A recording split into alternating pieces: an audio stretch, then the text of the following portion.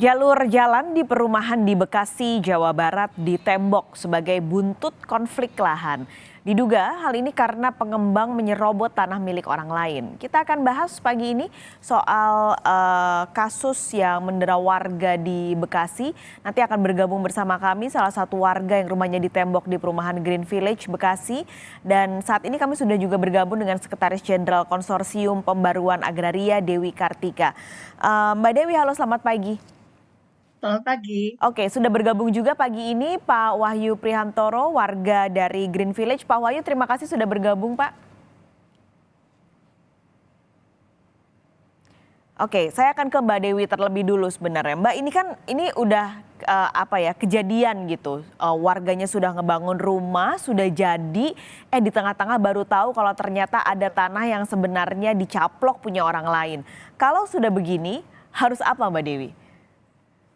Ya, pertama tentu kami mencatat memang sengketa pertanahan atau konflik pertanahan yang berkaitan dengan bisnis properti itu juga jumlahnya sangat signifikan. Yang berkaitan dengan apakah itu pihak pengembang melawan warga ataupun tadi ada tumpang tindih klaim hak atas tanah. Jadi memang yang paling penting dalam konteks saat ini yang berkaitan dengan sudah terkena korban,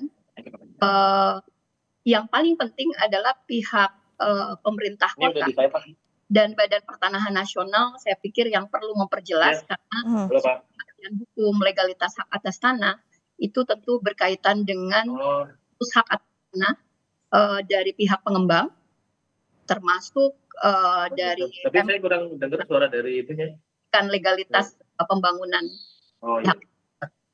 Oke, jadi ini sebenarnya bolanya memang di Pemkot dan BPN yang berhak untuk menyelesaikan. Tapi tadi Mbak Dewi cerita ini jumlahnya naik terus, konflik yang ada bersama dengan pengembang yang terjadi. Apakah Konsorsium Pembaruan Agraria ini mencatat trennya bagaimana sih Mbak tiap tahunnya? Lalu apakah ada daerah-daerah tertentu yang memang tren konfliknya ini terjadinya banyak sekali? Ya, rata-rata memang yang berkaitan dengan konflik atau sengketa pertanahan di bidang atau di sektor pembangunan properti ini lebih banyak memang di daerah-daerah perkotaan. Oke. Jadi yang sedang banyak proyek-proyek properti, pengembangan real estate atau perumahan itu memang daerah-daerah yang pastinya banyak menimbulkan sengketa.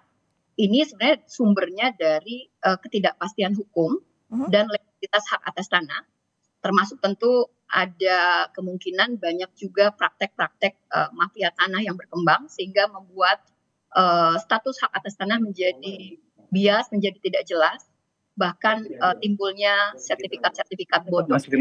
Oke, Mbak Dewi, saya mau coba dulu ke Pak Wahyu, warga dari Green Village. Pak Wahyu, selamat pagi. Iya, selamat pagi, Mbak. Baik, suara saya terdengar jelas ya Pak Wahyu? Iya. Oke, Pak Wahyu, sebelum kita ngobrol lebih dalam lagi, boleh cerita dulu Pak, awalnya ketika membeli rumah di Green Village ini, bagaimana prosesnya ketika mendapat sertifikat atau ketika proses dengan bersama pengembang dan juga notaris, itu prosesnya seperti apa Pak Wahyu? Iya, baik, selamat pagi.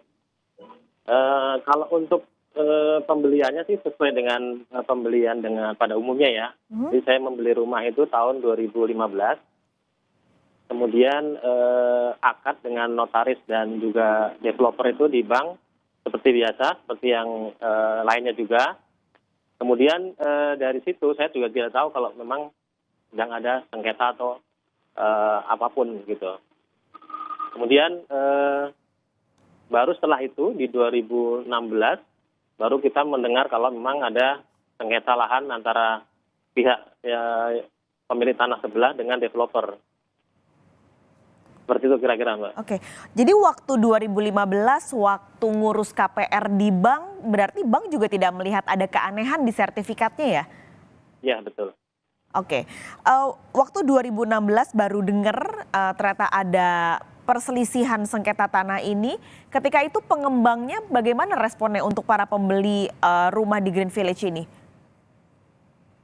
Jadi kalau dari pengembang sendiri sih tidak ada info ya ke kami ya. Hanya saja karena memang itu kita diinfokan malahan dari pihak pemilik tanah sebelah mereka sedang menggugat developer. Infonya seperti itu. Oke. Setelah itu prosesnya bagaimana, Mas Wahyu? Ya, jadi dengan adanya gugatan dari pemilik tanah sebelah ini, kemudian sampai dengan tahun 2018 mereka memenangkan kasusnya. Kemudian dari situ mereka juga menginfokan bahwa lahan ini akan dieksekusi nantinya, gitu. Kemudian waktu berjalan kurang lebih 3-4 tahun itu tidak ada tindak lanjut dari developer. Kemudian mereka melakukan pemasangan tiang dan beberapa titik dengan BPN seperti itu. Waktu ketika saya coba mundur lagi, ada pertanyaan yang saya lupa tanyakan, Mas Wahyu. Waktu 2015 ini berarti prosesnya tetap ada notaris di situ? Betul. Oke, dan semuanya berjalan aman ya? Iya. Nah, jalan normal saja. Oke, saya mau ke Mbak Dewi. Mbak Dewi, ini kan sebenarnya secara proses, kan kita tahu ya kalau beli rumah kita ada notaris, kita ke bank untuk ngurus KPR juga nggak mudah karena bank begitu detil melihat sertifikat tanahnya, kelayakannya dan lain-lainnya. Tapi ini ternyata lolos di notaris, di pengembang yang juga nakal dan di bank juga lolos. Kalau sudah seperti ini, bagaimana konsumen bisa tahu kalau memang sertifikatnya ini bermasalah? Ya, yang pertama adalah dalam hukum pertanahan, setiap hak atas tanah, apakah itu hak milik, hak guna usaha, hak guna bangunan, dan jenis-jenis hak yang dimungkinkan, menurut Undang-Undang Pokok Agraria, akan selalu sudah pasti ada catatannya, ada pendaftarannya, termasuk jenis-jenis peralihannya. Jadi ketika beralih pemilikannya atau terjadi transaksi jual beli dan pergantian dan seterusnya itu akan tercatat di dalam buku tanah dan sistem pendaftaran tanah di kantor pertanahan. Jadi sebenarnya penting bagi kita untuk memastikan siapapun kita ketika hendak bertransaksi itu memastikan keaslian dari bukti kepemilikan hak atas tanah.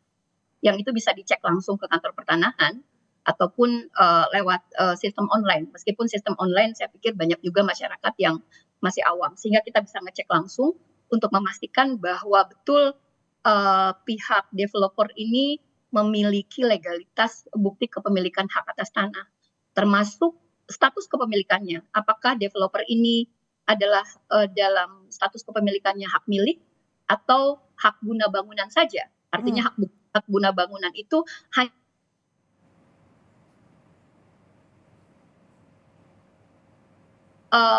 di kantor pertanahan lah kita bisa mengecek bukti keaslian dari sertifikat, termasuk status kepemilikannya, apakah hak milik atau hak guna bangunan. Ini untuk memastikan juga legalitas dari si pihak developer ini, termasuk juga mengecek sebenarnya pihak developer ini kalau kita pertama kali hendak bertransaksi mengecek juga soal track record dari pihak pengembang.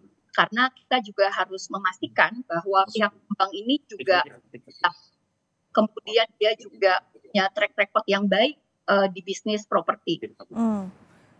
Dan tadi harus digarisbawahi adalah sertifikatnya harus hak milik ya Mbak Dewi? Bisa saja hak milik atau hak guna bangunan. Jadi kan dimungkinkan ya, misalnya kalau kita melihat sudah ada putusan ingkrah berdasarkan Mahkamah Agung, artinya memang ada pemilik yang sah menurut putusan Mahkamah Agung. Nah, artinya yang menjadi pertanyaan berikutnya adalah pihak developer ini legalitas bukti kepemilikan misalnya apa? Apakah memang hak milik, artinya ada double sertifikat yang dimiliki atau diklaim oleh dua pihak yang berbeda, atau memang terjadi transaksi atau kesepakatan di masa lalu antara pemilik tanah yang sah dengan misalnya yang sekarang menjadi pihak developer, artinya dia hanya guna bangunan. Nah, ini menjadi penting untuk dicek sehingga ketika sudah terjadi ada double claim atau tumpang tindih klaim di atas objek tanah yang sama, maka dalam hal ini Kementerian Agraria Tata Ruang, Kantor Pertanahan Kota Bekasi, dan Pemkot juga harus turun tangan untuk memberikan kepastian hukum. Bagaimana bisa terjadi tumpang tindih klaim di atas objek tanah yang sama.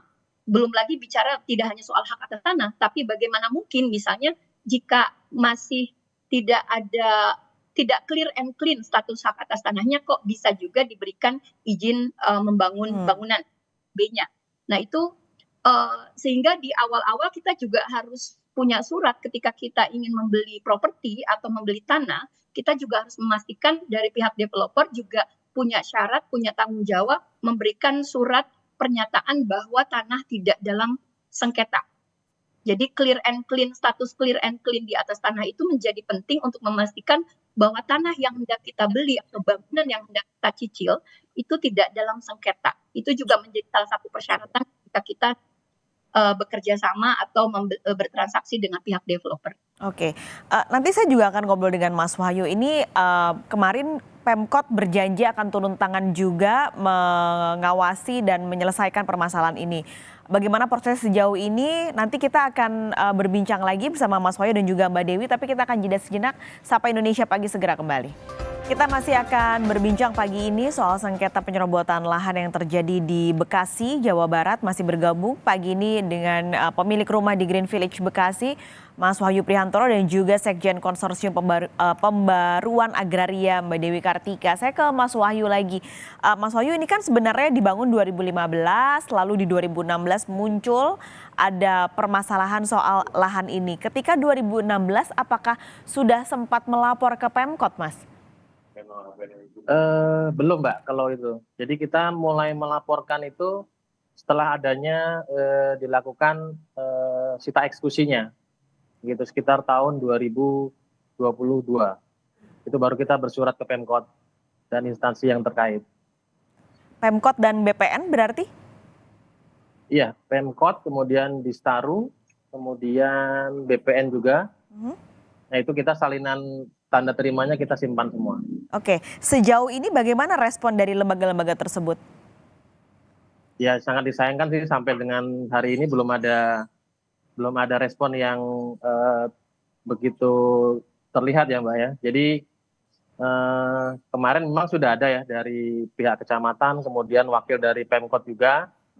Infonya mau ada investigasi, cuman sampai saat ini belum ada kelanjutannya sih seperti itu. Oke. Padahal sudah lapor sejak setahun yang lalu ya? Betul. Nah, Mas Wahyu dengan pemilik rumah yang lain total ada 10 Mas, betul? Ya, kurang lebih 10 rumah. Oke, ini apa rencananya setelah ini dengan Pemkotnya juga seperti tidak responnya cepat, lalu sementara akses perumahan sudah tertutup dengan adanya tembok tersebut. Apa yang akan Mas Wahyu dan warga lain lakukan saat ini? Ya, kami masih berkoordinasi dengan RW setempat. Jadi dari pihak RW akan memberikan support ke kami sebagai warganya untuk bisa berkomunikasi kembali dengan Pemkot dan instansi yang terkait. Tapi kalau memang sudah tidak ada lagi respon dari pihak tersebut, mungkin kami akan menempuh jalur hukum seperti itu, Mbak. Oke. Kalau pengembang bagaimana Mas? Apakah sampai saat ini tidak bisa dikontak pengembangnya?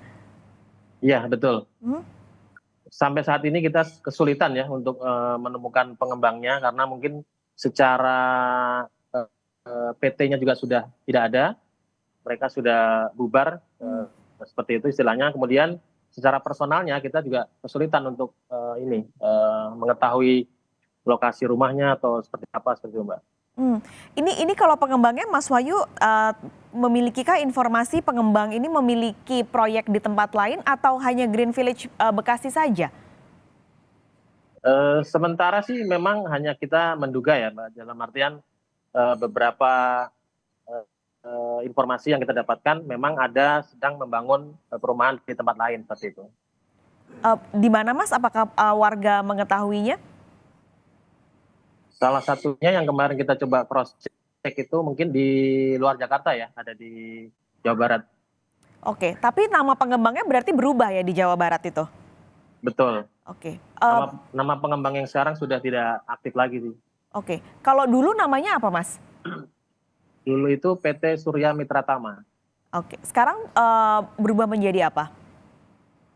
Yang sekarang itu, nah itu yang itu saya kurang jelas sih Mbak kalau yang itu ya. Oke, berarti itu juga akan ditelusuri oleh warga ya Mas ya untuk proyek yang ada di Jawa Barat ini. Iya, Hmm. Mas Wahyu rencananya dan seperti itu. Oke, Mas Wahyu dan teman-teman lain yang ada di Green Village akan menunggu batas waktunya sampai kapan ini menunggu respon dari Pemkot ataupun BPN dan lembaga terkait lain sampai nanti akhirnya kalau tidak ada respon akan mengajukan gugatan hukum. Sementara sih kami masih koordinasi dengan Ketua RW, karena beliau yang mengawal kasus ini, jadi kita tunggu juga, karena yang nanti yang berhubungan langsung dengan pihak Pemkot dan instansi terkait ini kita wakilkan dengan Ketua RW setempat. Oke, jadi semua sekarang ada di Ketua RW ya menunggu komandonya begitu. Betul. Oke, Mas Wahyu saya mau ke Mbak Dewi dulu.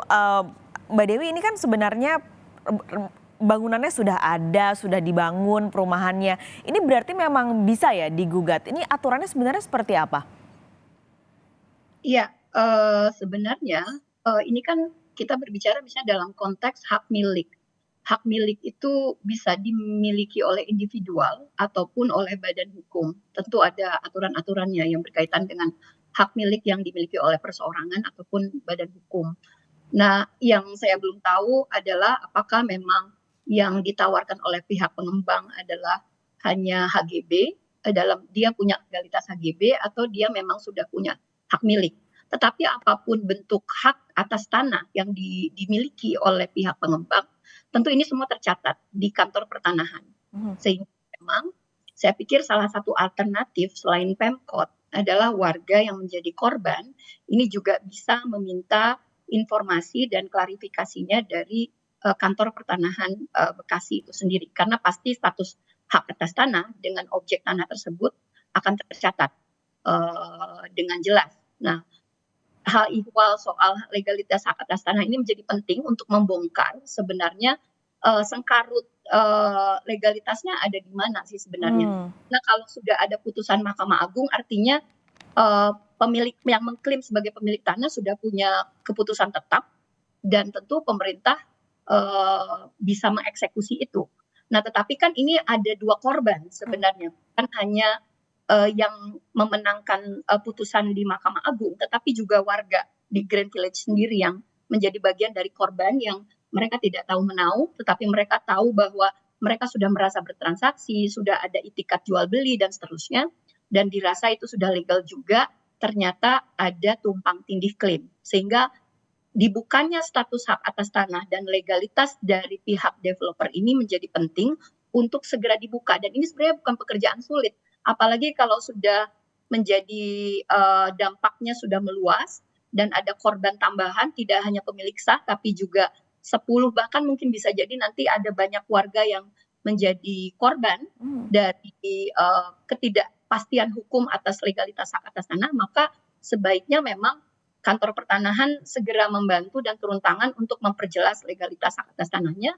Kemudian juga pihak Pemprov termasuk Kementerian PUPR, saya pikir ini juga perlu turun tangan karena pun urusan izin membangun, kemudian pemberian legalitas kepada pihak developer ini juga menjadi tanggung jawab.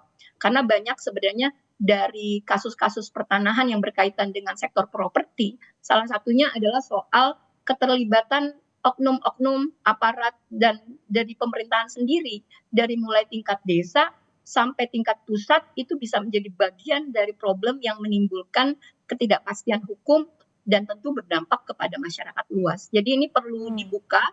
Ketertutupan informasi saya pikir ini harus mulai dikoreksi ya, karena ketertutupan informasi ini membuat kerja-kerja oknum atau mafia tanah juga bisa leluasa untuk berakibat pada timbulnya korban yang lebih banyak seperti yang dialami oleh warga di Green Village ini. Oke, Mas Wahyu kalau sertifikat tanah sudah dipegang Mas sekarang? Belum Mbak, karena kan kita masih kredit ke bank. Oke, berarti sekarang sertifikat masih ada di bank ya Mas? Betul.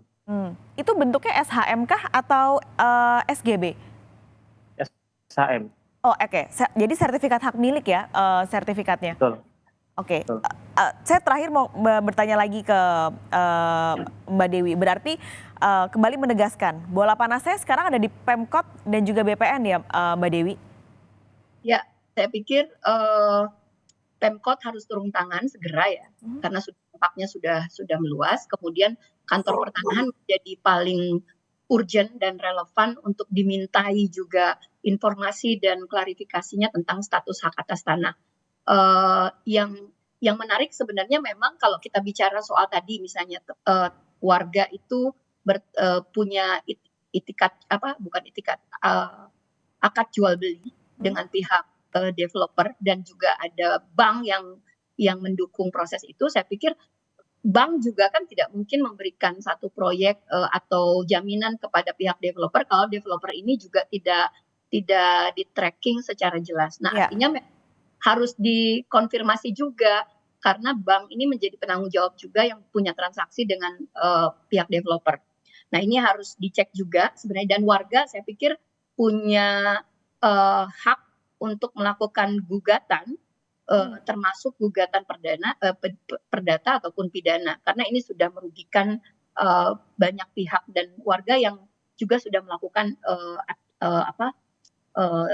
akad jual beli dengan pihak developer, dan itu ada bank juga yang menjadi penjamin. Iya betul, ini karena sepengalaman saya pun perbankan itu cukup sulit ketika memang kalau ada yang aneh sedikit saja di developer, tentu dia tidak akan mudah mengeluarkan kredit untuk pengembang begitu. Nah, saya terakhir untuk menutup diskusi hari ini mau ke Mas Wahyu. Mas Wahyu sudah mendapatkan juga tadi masukan-masukan dari Mbak Dewi. Berarti sekarang mungkin harapan dari Mas Wahyu dan juga warga lain di Green Village Bekasi, mudah-mudahan ini Pemkot ataupun BPN Bekasi menyaksikan acara ini.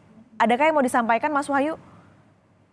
Ya, kalau dari kami sebagai warga yang terdampak memang keinginannya segera diselesaikan permasalahannya, entah itu mau dari Pemkot ke developer atau seperti apa. Yang teknisnya kita juga belum tahu ya. Seperti itu Mbak, mudah-mudahan sih bisa dibuka kembali fasilitas yang bisa kami gunakan kembali gitu. Oke, tentu diharapkan ada win-win solution untuk warga yang memang tanahnya diambil dan juga untuk Mas Wahyu dan teman-teman Mas Wahyu yang tinggal di Green Village Bekasi, Jawa Barat nantinya. Terima kasih banyak Mas Wahyu sudah bergabung pagi ini di Sapa Indonesia Pagi, juga untuk Mbak Dewi Kartika untuk masukannya juga untuk warga dan tentunya untuk masyarakat luas agar semakin hati-hati dan cermat ketika akan membeli rumah dari pengembang manapun. Terima kasih Mas Wahyu dan Mbak Dewi, sehat selalu.